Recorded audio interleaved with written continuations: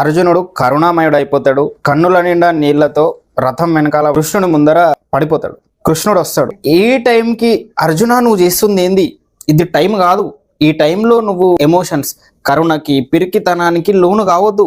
సత్తా ఉన్నోడి బిహేవియర్ కాదురా ఇది. ఈ యుద్ధం నీకు కీర్తినో స్వర్గప్రాప్తినో ఇచ్చేది కాదు. అది గ్రహించి నీ అవ్వ బిగించు నడుము అంటాడు. అర్జునుడు మళ్ళా స్టార్ట్ చేస్తాడు. అట్లా కాదు కృష్ణ, ముందర భీష్మ పితామహుడు, ద్రోణాచార్యులు నాకు పూజ్యులు, వాళ్ళ మీద నేను బాణాలు ఎట్లా వేయగలుగుతా, ఎట్లా చంపగలుగుతా, నా వల్ల కాదు ఇది, నేను చెయ్యను, ఈ యుద్ధం నేను చెయ్యనంటే చెయ్యను. నాకు మంచి చెడులు, ధర్మం అధర్మం విచక్షణ జ్ఞానం తెలియకుండా ఉన్నా నేను బిచ్చం ఎత్తుకుంటా కానీ ఈ యుద్ధం నాకు వద్దు అంటాడు. నాకు మంచి చెడు చెప్పుము, ధర్మం అధర్మంను ఉపదేశించుము, నేను మీ శిష్యుడను, మీకు శరణాగతుడవుతున్నా. ఈ శోకంలో నాకు ఇంద్రియములు వణుకుతున్నాయి, శరీరం అంతా మనసు కలత చెందుతుంది, ఉపదేశించుము. అసలు కథ ఇప్పుడే మొదలవుతుంది. కమెంట్ హరే కృష్ణ, సీతారాం.